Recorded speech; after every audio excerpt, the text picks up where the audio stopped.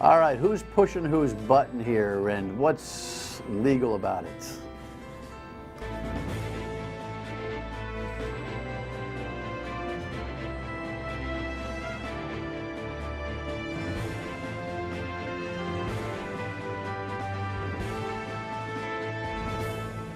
The Dan York State of Mind program is brought to you in part by Lookout Rhode Island and Takeo Comfort Solutions. I thought this was going to be a passing thing in the wind, but now it seems to have broiled up and raises some questions about protocols and what you're supposed to do when you're a state legislator and who can vote for who, and you're thinking, what do you mean? Well, you know, they have buttons. Green, yes, red, no, right? It's electronic. And we'll show you the story if you haven't seen it already. We've got one state representative now who's literally at the throat of the speaker, talking about his coercive leadership style and all of this. And again, it's part of, like I said last night, it's part of this thing, this new temperament that has evolved and settled in amongst all of us, which is that kind of seeing each other's point of view and trying to mitigate controversy is just not what seems to be the du jour. John Marion from Common Cause is my thinker on these things, and I'm sure he has some constructive thoughts about how to make the system better, because we're always trying to make systems better, but I'm sure John will have a couple of bad jokes for this as well, because that's something he brings to the table. Great to have you aboard. On Friday nights, we generally don't hit the news of the day because we record all of our Friday shows on Thursday afternoons. There you go. We have plenty of time to talk to John about this and a bunch of other things that are always crossing the Common Cause and legislative desk. In the meantime, I just wanted to make mention here, the heart breaks over the loss of Fred Stanley, the chief of the Wyoming Fire Department. He passed away this week. He was a fighter of fires and a fighter for his life all the way through. He served over 50 years and was beloved, and it was only months ago that they commemorated and named the fire station for him. This is some video that I actually took on my own phone in the station house. This was, as I told you then, and I believe it as much today, one of the most beautiful and memorable slices of Americana that I've experienced, with an absolute full house. Firefighters from all across the state came to this Saturday morning midday ceremony, and you can see the townspeople crowded the station, both in the house and out of the house, lines out of the house there, and you can see Fred if you look closely, if you got a big screen TV, and here was the unveiling of his name. A little piece of tape got stuck, but he was there in his chair and he was able to see that. And he was very, very, very objective about the whole thing, and told me that he was just happy to be able to stay alive to see it. I got an email from his daughter this weekend that said, "My father clung to life, but after all, his guys from the department had come by to say farewell. In the past 3 days, he let go and passed away in the morning." Condolences to everybody in that community, the firefighter community across this state. When it goes to the definition of life well lived, take a look at Fred Stanley's life. Godspeed. Having said that, here is a headline that will be the foundation for a very strange conversation today. Yep, and here was the Eyewitness News account of at least part one a little while back. I have not seen Representative Lombardi. House Speaker Nicholas Mattiello says a staff member alerted him on Wednesday evening that Representative John Lombardi had not been seen at the State House, despite the fact that he'd been marked present and voted in favor of 3 bills. Representative Lombardi was not in this room. Has anybody else in this room seen Representative Lombardi today? Proceed, Representative Hall. I voted for Mr. Lombardi. Mr. Lombardi was outside, told me to vote for him. I did. Providence Democrat Ray Hall confirmed he voted for Lombardi, who sits next to him. He tells me Lombardi called and asked him to do it. Clerk, strike his presence and strike the vote. Lombardi, who was back on the House floor today, tells Eyewitness News he had a diabetic emergency yesterday, so he asked Hall to vote for him. The rules say members can only vote for another at their request if they are on the House floor. Lombardi did arrive at the State House shortly after the session was over. It's a very serious violation And it has to be addressed, because the integrity of the voting system and the debate in the House of Representatives and the General Assembly is of paramount importance. Okay, so the Speaker deliberated about this, and with his leadership team, he decided to send a letter of admonishment, formal letter, admonishment, to Representative Hull, who took it, digested it, and then decided to write his own letter to the Speaker in response, more or less suggesting that the Speaker was out of line, didn't follow the rules to actually respond to the problem that was present, and more or less said this is part of the Speaker's kind of coercive leadership, and you name it. He just decided at the end of the letter to say, listen, I'm not doing anything about this, I just simply reject it. But John, I guess you can reject anything you want to in your mind. Yeah, and first of all, I'm sorry about the loss of your friend and fan. That was a nice tribute to him, and it was nice to see that they were able to honor him before he passed. Some people don't get the honors while they're there. Exactly. Right? Thanks for noting that. Yes. On this, there is some back and forth about whether or not the Speaker was able to give this letter without going through a certain process. I mean, it's important to establish that Representative Hall has not denied that what he did was breaking the rules. And it's clear from the rules what he did broke the rule. Well, but in his letter, he doesn't really respond. You're right. He hasn't said, I didn't do anything wrong. He more or less has just ignored that, and now he's fighting about the process that resulted in his letter of admonishment. Yep, and the Speaker is very much right. This is an important rule, right? So we elect representatives to go up there as sovereigns to represent us, and they can't give that away, right? They're the only ones who can do it. So that's why the rules say you can only vote yourself, or you can direct somebody to vote if you're present on the floor. You can't delegate it to someone else. It would be very dangerous if you could delegate to someone else, because each representative is making up their minds on hundreds of decisions a year, having to weigh the pros and cons. What do they think is right? What do their constituents think is right? There's a lot of procedural votes on the state. You're up there all the time doing your good work for the people. You and I can be legislators, and there's a bunch of procedural votes that you're going to vote yes on, and we could be in a discussion about something else, and you can say to your friend legislator, listen, next 3 bills, just hit the yes button for me, will you? And that's fine. Yeah, and you see it every day, right, where somebody has gotten up across the room to talk to somebody about a bill or get their signature on something, they say they're locking the board, meaning they're going to take the clerk, lock the board. Unlock the board. And lock the board. At that point, they kind of point across the room. Wait a second, do they lock or they unlock it? Sorry, unlock it.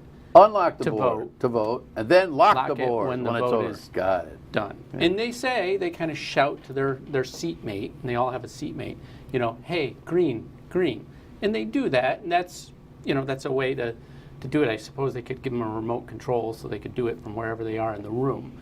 But what happened here is it appears that Representative Lombardi hadn't shown up, right? And so the process is you show up, you vote for quorum, and for purposes of establishing a quorum, and then you vote on the individual bills as they come up. He wasn't there, Representative Lombardi, on the quorum call. So it's also, if enough representatives did that, you were having a session without a true quorum. Quorum is what for 75 reps? 38. Oh, half, okay. Yep, and so... Half plus one, plus a half. And so the first thing they have to do every day is establish that they have 38 people in the room to start. And if people started in large numbers misrepresenting that, then you would have not even a quorum potentially voting. That's not what happened here, but that was the first mistake. Representative Hall shouldn't have represented by pressing the button on the quorum call that Representative Lombardi was even in the building. And then he shouldn't have pressed the button 3 more times on individual bills.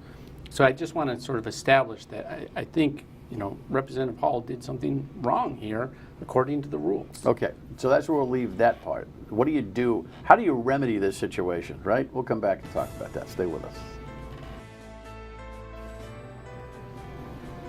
All right, so this is the letter of admonishments that was sent to Representative Ray Hull for pushing the buttons, so to speak, for his ally, Representative John Lombardi. Now listen, we're talking about some veteran guys here, right? Hull's been in the legislature for quite some time. So too is John Lombardi, former acting mayor of the city, city council president. I mean, these guys are no spring chickens when it comes to how government operates. John reportedly had a pretty serious health issue. He's been pretty public about his diabetes issues, and he was late for the session. Came in, I guess, when it was over, more or less, and he should have been marked absent for the votes that he could not take. Yeah, so normally when you're not going to be there, you write a letter and you send it to the speaker, and they put it in the record. And you go through the House Journal, and for every day, there's usually one or two people who are absent, and it's a record of their absence, so their constituents can know that why they didn't vote on a bill, instead of taking a walk, so to speak, on a bill, which happens when they are there and don't bother to push the button. Which happens often. Regularly and on controversial topics, usually. Right. So I think we can agree that they didn't stretch the limits, they broke the rules. Yes. It's as simple as that. So Representative Hull broke the rules. He gets a letter of admonishment. Okay. They could have put him through the ringer. They didn't. Representative Hull responds, we probably have a picture of that letter too, that says, you're out of order. No, you're out of order. No, you're out of order. And right here, he talks about the process by which the speaker has gone about this, and then he talks about the tenor, and the language he uses in there is, well, it's aggressive. And on the process issue, he's right. So there is only one way to violate the rules, in which there's a process laid out for what to do when that happens, right? So if you are talking on your cell phone on the floor, which is against the rules, there's no process for what to do, right? But there's a process. If somebody accuses you of voting for someone else, there is a process, or someone accuses you of voting for someone else, there's a process laid out in the rules. A letter goes to this Rules Committee, the Rules Committee investigates, the Rules Committee meets and makes a recommendation to the whole body.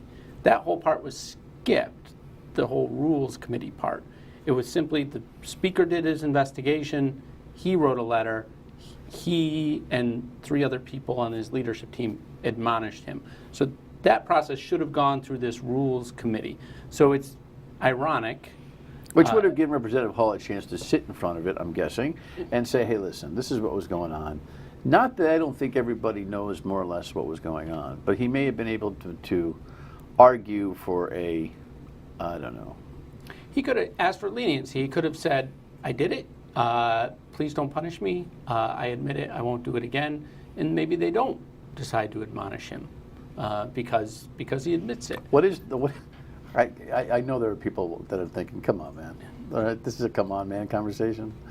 You and I have had some pretty substantial conversations here. This one is, I know how important the voting process and the integrity of it is, so we shouldn't laugh at this. There's a little bit of come on, man, though, when it comes to the admonishment and the I'm in trouble or the punishment. An admonishment is just that. Like, yeah. It's the lighter version of a censure or something along that line, right? Yeah. Now, there isn't anything about censure in the Rhode Island Constitution. It says that there can be punished for contrempts, whatever contrempts are. And then there's expulsion. Contempt, not contempt? Contempt. And I need to look that one up, will you? Contempt. I'm sorry, you are right. Contempt. Oh, it is contempt. And Where'd you come up with contempt? I'm not sure. So, yeah, I know. There's my joke for the day. Okay. So, we know but what contempt is. Expulsion is the big one, and that's the one that the Constitution is very clear requires a 2/3 vote. That's the one where you're taking away that person's ability to represent their constituents, and anything below expulsion, they can kind of make up what that is. Right? The Constitution is pretty quiet on everything below expulsion. So the Speaker could call it whatever he wants to. He could call it, a black eye or a letter in your file or whatever they want to call it, as long as it's not exposure. I guess somebody who's running against you now can make it a public issue that you were admonished that you were not doing your job in good faith for the people of your district. So it's not as light a matter, I guess, as I'm kind of making it out to be. But at the end of the day, it is what it is, and it seems to be pretty explainable. I don't think that Ray Hull has had a track record of running around pushing buttons on the floor, other than what he was doing there for John Lombardi. They both stretched. Hopefully, it's a one-time situation. That he responded so aggressively, though, and decided to take out on this. Isn't that surprising to you? No, given that a month ago there was a big flare-up over the Martin Luther King holiday. Yes. Where Representative Lima, who was presiding because the speaker wasn't on the rostrum, tried to say to Representative Almeida that he was out of order. Representative Hall rose to his defense. So there's tensions are in the high. building. And they've been sort of, Representative Hall has been one of the people in the room who's been sort of pushing back against the speaker. And so he pushes back against the speaker. The speaker ends up on the radio yesterday on WPRO on the Tara Granahan show, and he gets right back after Hull. Listen to this. Representative Hull took the liberty against our rules of voting, recognizing Mr. Lombardi to be there. He was not there. That's clear. For the life of me, I don't know where his complaint is. There's a particular arrogance there, and I wish he would just be more contrite and acknowledge what he did wrong, because we can't have representatives acknowledging members there who are not there and voting for people who are not there. We do have to maintain the integrity of the system. So, what he's avoiding there is that the speaker, clearly, if you read the rules, broke the rules in enforcing the rules. But I listen, we're both with the speaker. In general, you got to keep decorum. You got to do what you got to do. You got to keep people voting for the right things. You can't have cross voting. You can't have a controversy, especially if we get to some of the nitty-gritty bills that we've got around here. Got to maintain the integrity of this whole thing. The speaker also went on to say that maybe Mr. Hull is part of a declining group of opposition, the 19 or so who are part of this progressive movement, so to speak, he calls the high tax movement. He more or less represented yesterday that he was picking off one by one the loyalty of that renegade group, and they were all coming back to the fold. And maybe Hull was part of a fledgling group holding on for dear life. So clearly, the atmosphere of politics in the State House is at a very high level right now. Yeah, but it's not as if things don't get testy up there. We all remember lipstick on a pig and don't turn off my microphone, and so oftentimes there is some testiness in politics, particularly legislative politics, when you have 75 people in a room. So what's the moral of the story on this thing? I mean, the moral of the story is... Are you Common Cause going to point out to the speaker that he might have violated a rule to enforce the rule? Or are you just going to watch? If we were to send him a letter about it, it's not really enforceable, right? Who enforces the rules? The House enforces the rules. So in some ways, we're just kind of going down the rabbit hole if we do that, because